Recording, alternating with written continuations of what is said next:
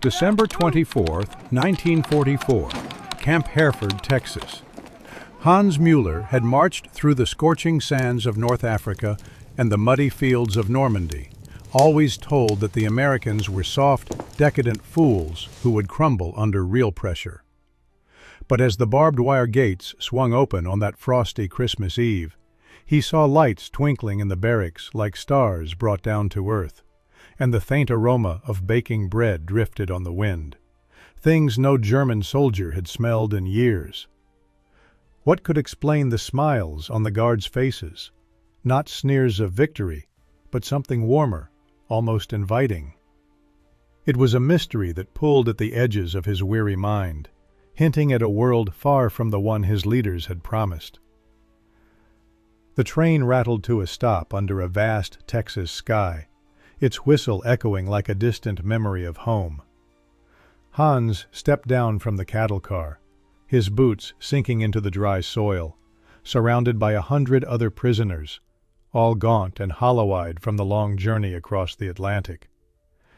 They had been captured in the chaos of the Ardennes offensive just weeks before, when the snow turned red and the American tanks seemed to appear from nowhere, endless and unstoppable.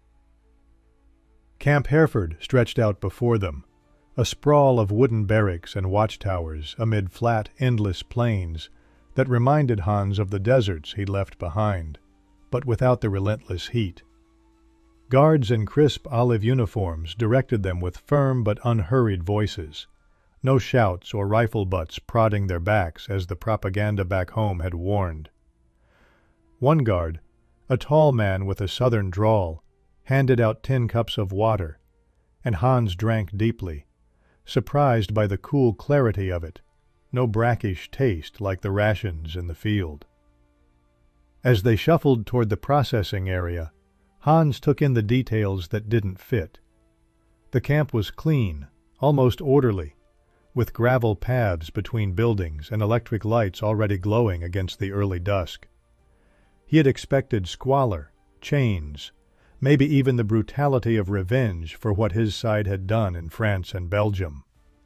Instead, a medic checked his wounds with gloved hands, asking questions in broken German about fever or pain, then bandaged a cut on his arm without a word of scorn. Fellow prisoners muttered in low tones, some still defiant, clutching faded photos of wives or children back in the fatherland, where food lines stretched for blocks and bombs fell nightly. Others, like old Karl from the Afrika Korps, whispered doubts. They treat us better than our own officers did in the end. Hans pushed the thought away, loyal to the end, but the seed was planted. The abundance here, the quiet efficiency, it chipped at the stories drilled into him since boyhood, that America was a land of greedy capitalists, too busy chasing money to fight a real war. Simple things stood out. A bar of soap in his kit, its clean scent cutting through the grime of travel, or the way the guards patrolled without the constant barking of dogs. What these men didn't grasp yet was how such small kindnesses could unravel the bigger lies, piece by piece. Little did Hans know, as he lay on his bunk that first night listening to the wind howl across the plains, the real unraveling would come soon, wrapped in the warmth of a holiday he thought lost forever. Work details began at dawn, but something felt off, too organized, too fair, like the guards trusted them to keep their own rhythm instead of cracking whips. Hans woke to the sharp bugle at 5:45 each morning, the reveille call echoing across the flat Texas fields, pulling him from dreams of shattered tanks and endless marches. By 1944, with over 425,000 German prisoners scattered in 700 camps across America, places like Camp Hereford turned men into laborers not by force, but by choice, filling gaps left by workers gone to factories and fronts. The Geneva Convention made sure no one twisted arms for work. It was all voluntary, a way to earn a bit and break the monotony of barbed wire days. Hans signed up for the farm crews, figuring it beat staring at wooden walls, and soon found himself in the back of a rumbling truck, heading out to cotton fields under the wide blue sky.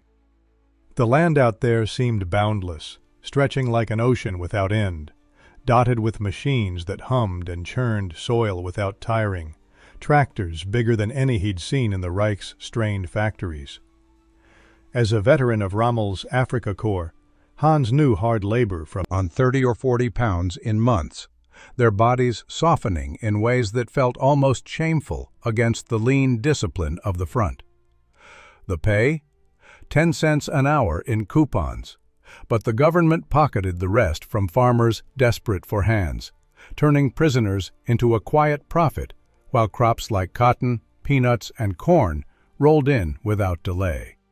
During breaks, Hans leaned on a fence post, watching dust devils swirl, and let his thoughts drift to the why of it all.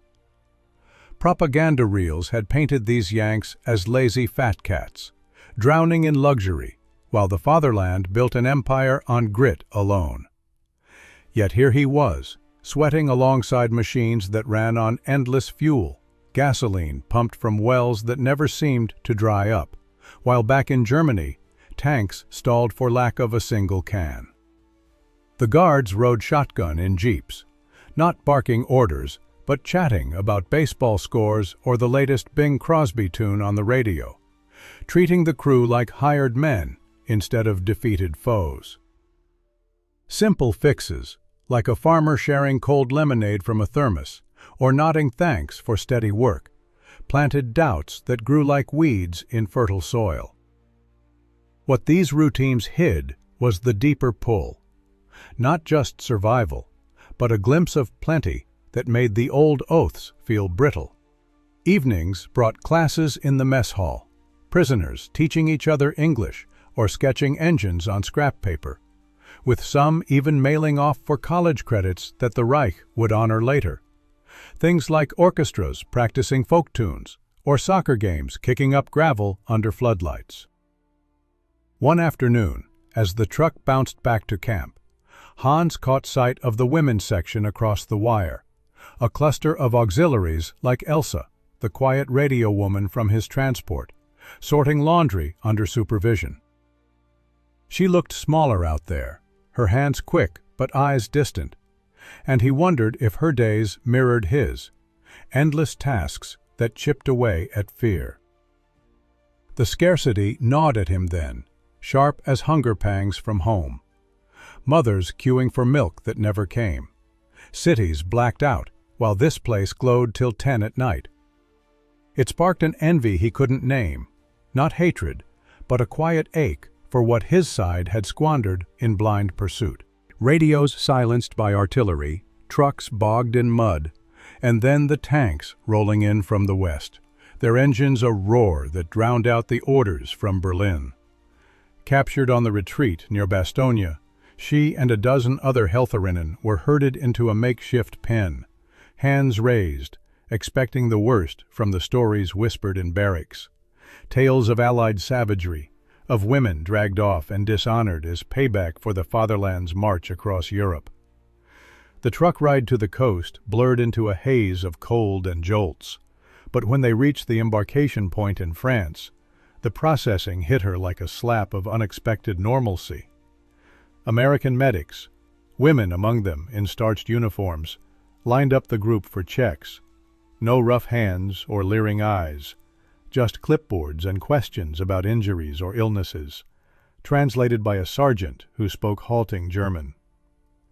By late 1944, around 10,000 German women auxiliaries had fallen into Allied hands across the fronts, including some 500,000 who served in total as Helferinnen, handling everything from phone lines to basic nursing without the status of soldiers. The Geneva Convention applied to them too, mandating immediate medical exams and separate quarters from the men, a rule the U.S. Army followed strictly to avoid any whiff of scandal or violation. Elsa's arm was swabbed for infection, a fever measured with a thermometer that beeped clean, and she was given a clean blanket before boarding the ship. No chains, no stripped dignity, just the steady roll of the Atlantic carrying her toward an unknown shore. In the women's barracks at Camp Hereford, a low building set apart by extra fencing, Elsa unpacked her few belongings under the watchful but distant gaze of female guards who patrolled with radios instead of rifles. The space was plain but warm, with cots spaced for privacy and a small stove that chased the Texas chill, a far cry from the frozen foxholes she'd known patching up frostbitten boys in the Bulge. Back in the Reich, propaganda had drilled it in. American GIs were brutes, products of a mongrel society that would treat captured women like spoils of war, the same way the old tales warned of Bolshevik hordes sweeping east. Yet here, a nerve touch. Each meal served on metal trays without demand for favors. It stirred a confusion in her chest, not relief exactly, but a crack in the armor of belief. If the enemy could be this measured, what lies have the radio broadcasts fed them night after night? Simple acts, like the shared latrine with hot water taps, or the way a guard nodded goodnight without a smirk, hinted at a decency that clashed with the Reich's iron code. What she didn't see coming was how these routines would weave her story tighter with the men's across the divide, pulling them both toward the lights and smells building in the camp's heart. Fate drew their paths closer during the camp's quiet preparations, as holiday murmurs crossed the wires like secret signals. Snow dusted the barracks in a rare Texas flurry, light as forgotten promises. But inside the wooden walls, old hatreds simmered like coals under ash, ready to flare at the slightest spark. Hans wiped frost from the window of Barrack 12, peering out at the guards changing shifts under string lights that strung the camp like early stars, their breaths puffing white in the December chill. Whispers had been building for days, carried on the camp radio tuned to BBC broadcasts that the censors let through. News of the Ardennes offensive cracking under American counterpunches. The surprise attack that Hitler pinned his last hopes on fizzling in the snow-choked forests of Belgium. On December 16, 1944, some 200,000 German troops had surged forward in the Battle of the Bulge, the Reich's desperate bid to split the Allies and seize Antwerp's ports. But by Christmas Eve, reports trickled in of over 80,000 American casualties holding firm against the onslaught, their supply lines fat with fuel and shells, while German panzers sputtered dry. The air in the mess hall hung heavy that afternoon. Prisoners hunched over bowls of stew that steamed with actual beef, not the watery turnip slop from field kitchens, while a few diehards muttered about betrayal from the Führer's generals. Hans spooned his meal slowly, the warmth seeping into bones chilled from the morning's cotton pick. But his eyes flicked to the guards at the door, one scrawling notes on scraps about how hot water washed away more than dirt, rinsing doubts they'd buried deep. Interactions edged closer to the wire each day, a guard tossing a football across the divide during yard time, only for it to bounce back unanswered. Or a sergeant pausing to ask after a prisoner's cough, his tone plain but probing, like he sought common ground in the frost. Elsa, from her side of the compound, caught glimpses too. Women auxiliaries mending uniforms by lantern light, their chatter laced with snippets of the radio news that painted the fatherland's push as a fading echo. The superiority of Allied numbers gnawed at them all. For every German division thrown into the Bulge, the Yanks rolled up 3 in return, backed by factories churning tanks by the thousand, while the Ruhr choked on coal shortages. It bred a tension that crackled unspoken, fists clenching around tin mugs, eyes narrowing at the carols drifting from the American quarters, songs of peace that felt like taunts to ears tuned to Wagner's marches. Simple abundances amplified it, the crackle of fresh bread at supper, baked on site with wheat from those endless fields, or the flicker of electric bulbs chasing shadows, reminders of a war lost not in valor, but in the grind of gears and grain. One evening, as Hans lingered after chow, a guard named Harlan leaned on the doorframe, offering a wry smile and a shared cigarette, the smoke curling like a truce flag nobody quite trusted yet. The simmering pot threatened to boil over in small ways, arguments in bunks over whether to join the camp's holiday sing-along or spit on it, or Elsa flinching at a sudden laugh from the men's yard, her mind flashing to darker rumors from the front. But beneath the grudge, curiosity stirred, a what-if threading through the hate like frost on glass. Then the evening arrived that changed everything, bells tolling soft from the chapel as invitations slipped under doors. Guards lined up the men not for the usual evening roll call under the floodlights, but for something unthinkable, their voices carrying a note of invitation that hung strange in the crisp air. As twilight settled over Camp Hereford on Christmas Eve marked the holiday amid snowbound routines turned festive. At places like Camp Dubois near Dubois, Wyoming, 3 feet of fresh snow trapped guards and POWs together, leading to joint programs with orchestras playing carols and tables set for turkey with all the trimmings, the mess hall doors swinging open at 6 sharp to reveal steam rising from platters that no one expected. The U.S. Army allocated around $6 million yearly for POW provisions by 1944, ensuring meals often outshone those of Allied troops in Europe, with Red Cross parcels adding canned turkey, fruitcake, and decorations to the mix. 75,000 packages shipped that summer alone for timely arrivals.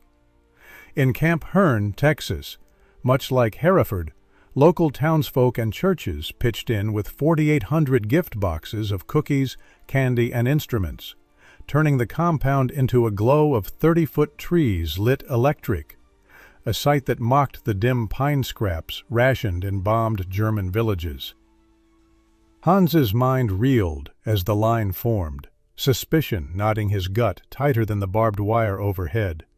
He pictured the food laced with something to loosen tongues, or worse, the guards watching for weakness in the holiday glow. Yet the setup rang true in its plainness.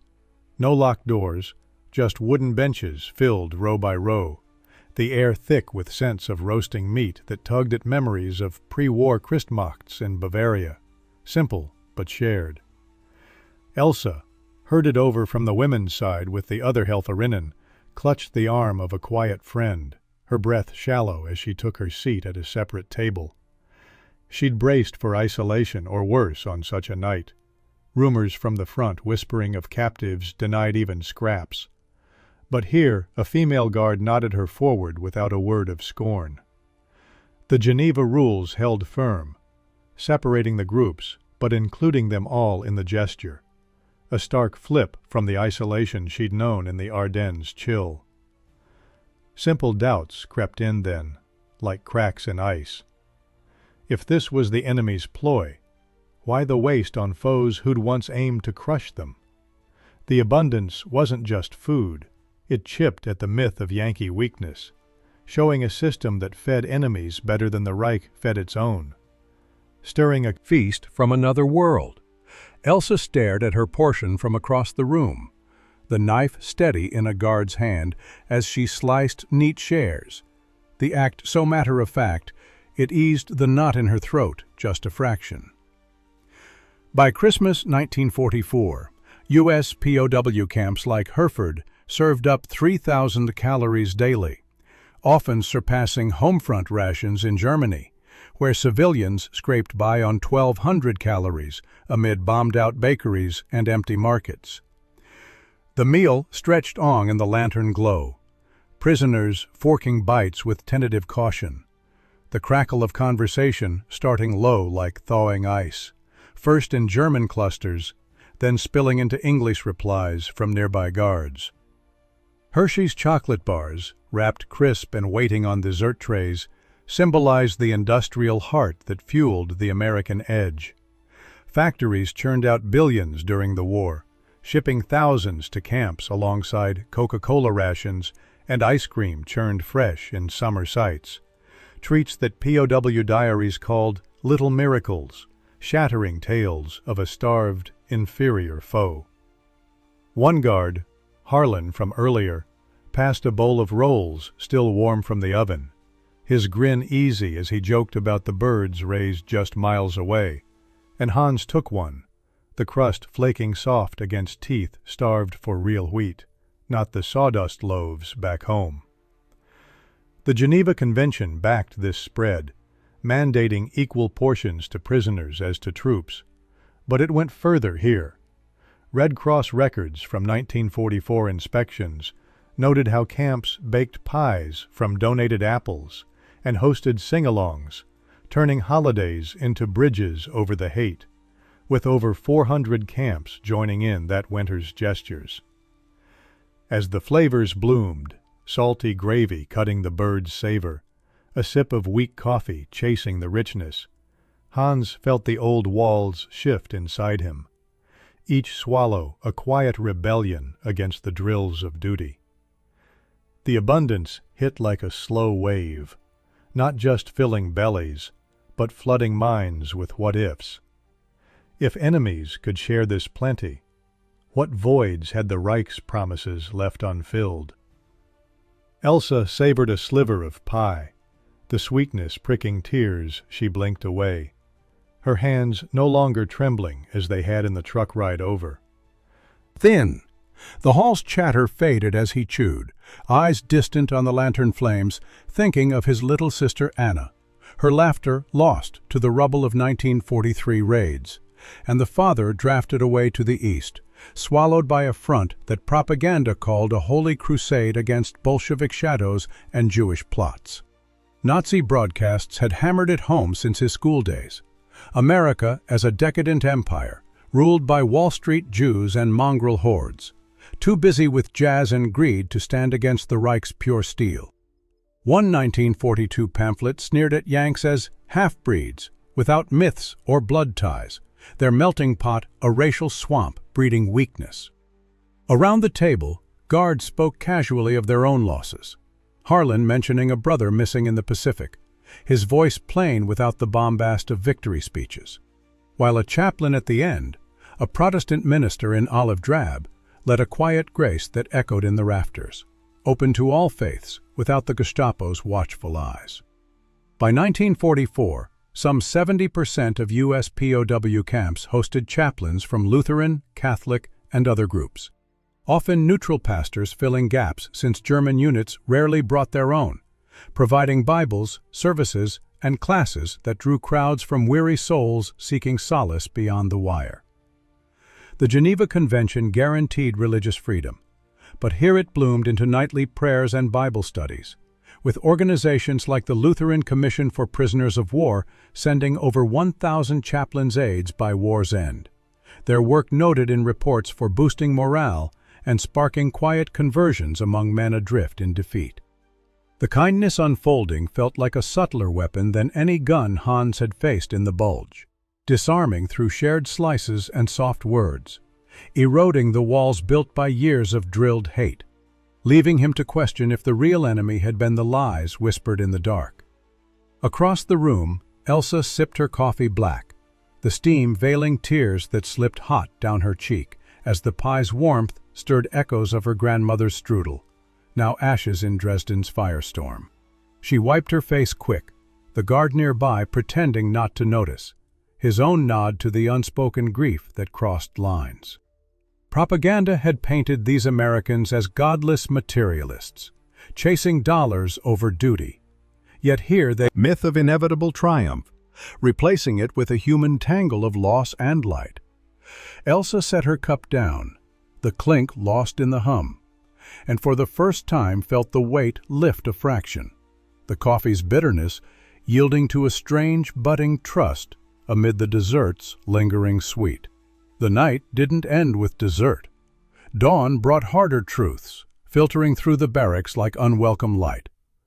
As the tables cleared amid clinking trays and folding chairs, the hall emptied into the frosty night. But the weight of the evening clung like the scent of pine from a guard's hidden sprig, drawing prisoners toward the chapel's open door, where candlelight spilled warm onto the gravel path. Hans lingered at the edges of the group, shuffling forward, the pie's sweetness still on his tongue, mixing with an unease that the feast had stirred rather than settled. While Elsa joined the women, filing in separately, her steps hesitant, as if testing ground she no longer trusted to shift beneath her. Post-holiday routines in U.S. POW camps often softened the barbed wire's bite, with evenings like this turning into voluntary gatherings, sing-songs, or services that the Geneva Convention protected as rights, not privileges, allowing men and women to reclaim scraps of normalcy amid the confinement. The chapel, a simple frame building at the camp's heart, hummed with low voices as they settled on hard benches, the air thick with the mix of wool coats and melting wax from votives lit by the chaplain earlier that afternoon. By late 1944, such spaces hosted regular post-meal devotions in over half the 700 U.S. camps holding Germans, where neutral pastors or Red Cross aides led reflections that drew crowds weary from the day's labor, their sermons weaving holiday themes of peace without preaching surrender. One report from the Lutheran Commission noted how 500,000 Christmas packages from American churches and civic groups, filled with candy, cards, and even German-translated hymns, arrived that season, sparking emotional floods in recipients who'd expected scorn, not solace, with some prisoners breaking down in quiet tears over the handwritten notes from strangers praying for their families back home. Hans slid onto a pew near the back, the wood creaking under him as the chaplain, a soft-spoken man from Ohio, the candle flames dancing on faces around her, guards included, off-duty and hatless, stirring a confusion that bordered on ache. If this enemy could extend such gestures, what had the Reich's endless drills cost in human warmth, leaving her to wonder at the faith that let foes sit side by side without chains of old hate. These gatherings, often stretching past curfew with the commander's nod, planted seeds of doubt that bloomed slow, simple exchanges, like a prisoner handing back a hymnal or the chaplain pausing to ask after a cough, humanizing the other side in ways bullets never could, turning the night's glow into a quiet confrontation with beliefs fraying at the edges. The service wrapped with a shared amen that hung in the air, but as Hans rose, catching Elsa's eye across the divide for the first time that evening, the real unraveling waited in the words yet unspoken. In the chapel's glow, Hans faced the mirror of his beliefs, the shadows lengthening as truths he'd long ignored sharpened into focus. In the chapel's glow, Hans faced the mirror of his beliefs, the shadows lengthening as truths he'd long ignored sharpened into focus, each flicker from the candles pulling him deeper into a reckoning he'd delayed through deserts and defeats. The chaplain stepped forward after the reading, his voice steady as he invited stories from the pews, not interrogations, but shares of the heart, a custom in these services where guards and prisoners sat as equals under the cross, trading burdens like the loaves at supper. Hans shifted on the bench, the wood warm from bodies packed close, when Harlan, the guard from the fields, rose slow and cleared his throat, speaking of a brother lost off Okinawa 6 months back, torpedoed on a troop ship with 800 souls, the telegram arriving mid-harvest to shatter their Iowa farm like a storm. It mirrored Hans's own scar. His father vanished in the snows east of Stalingrad, just one of the 91,000 Germans taken there in '43, most never to return, the propaganda calling it a strategic pause while letters home grew silent and cold. Such moments weren't rare in the camps by winter's end, 1944. Diaries and letters from prisoners like those at Camp Hereford. Civilians averaged 1,500 calories amid ruins, realizing the war's futility not in lost battles, but in the starved souls pursuing phantom triumphs. The abundance from the dinner hall lingered like an echo, its flavors a stark reveal. While the Reich scraped for fuel to heat a single panzer, Texas wells gushed endless for tractors feeding millions. The chocolate bars and coffee, not luxuries, but the norm of a system that shared with enemies, eroding the myth of Aryan supremacy drilled since youth. Hans's chest tightened as Harlan sat, the guard's eyes meeting his across the aisle. A nod of shared loss, no victor crowing. And in that instant, the dissonance peaked. Years of rallies and oaths fracturing like thin ice under weight, leaving him to see the indoctrination for what it was. Chains forged in fear, not fire. Elsa, from her pew, felt the parallel shift, her post-capture fears dissolving in the service's hush. The medic's gentle hands, earlier a foretaste of this humanity. Her whispered trauma of the front's whispers, yielding to a quiet clarity, that the enemy who'd captured her had offered more grace than her own side's endless demands. The Busito-like duty of the Helferinnen, cracking under the weight of simple kindness. The peak hit Hans then, a silent wave. If America could feast foes while Germany starved its fighters, the ideology he'd bled for had lost long before the bulge, in the factories humming afar, and the mines closed to them. The chapel murmured on, but for him, the mirror held no reflection of the soldier he'd been, only the man emerging from its shards. Days after, the camp buzzed with unspoken changes, the holiday's echo rippling through routines like wind over the plains. Days after, the camp buzzed with unspoken changes, the holiday's warmth seeping into the winter routines, like sunlight cracking frost on the barracks' windows, turning whispers into quiet conversations that crossed old lines. Hans rose at reveille, as always, the bugle sharp against the Texas dawn. But now the march to the trucks felt lighter, his boots scuffing gravel alongside men who nodded more freely, sharing fragments of the feast. In U.S. hands by war's end, returned home by 1946, many carrying shifted views that diaries later revealed. The industrial might they'd glimpsed, endless fuel for jeeps, wheat silos bursting, shattered myths of a weak foe, fostering a quiet anti-Nazi sentiment that bloomed post-repatriation, with some joining denazification efforts back in Germany. The Red Cross, in quarterly reports, praised how such shifts happened organically, not through force, but via daily proofs like the soap kits replenished weekly, bars of ivory or dial, clean and simple, symbolizing a fresh start that washed away not just grime from fields, but the sticky residue of propaganda's lies, leaving hands soft and minds clearer. Elsa found purpose in the infirmary shifts that followed, volunteering her nursing skills under the camp medic's eye, bandaging a guard's sprained wrist, or checking fevers in the women's quarters. Her hands steady now where they'd once flinched at shadows.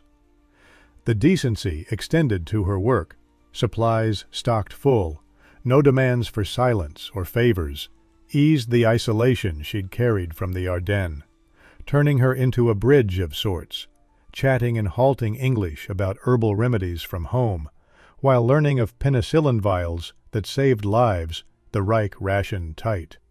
Symbols aided the healing, a fresh towel after rounds, its crisp fold a quiet dignity, or the coffee breaks with other auxiliaries, where they pieced together the night's lessons.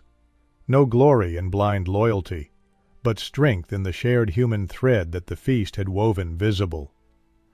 These subtle changes wove through the camp like unseen roots, nourishing doubts that grew stronger with each censored letter mailed or story swapped, the psychological transformation from foe to fellow, not a storm, but a slow dawn breaking over the plains. As 1945 dawned, turning the fields green with promise. The war's end loomed on the horizon, pulling all toward a release none dared name aloud. Months later, release papers came, but the meal's lesson stayed etched like a scar that healed but never vanished, guiding Hans and Elsa through the final stretches of confinement, toward a world remade without them in it.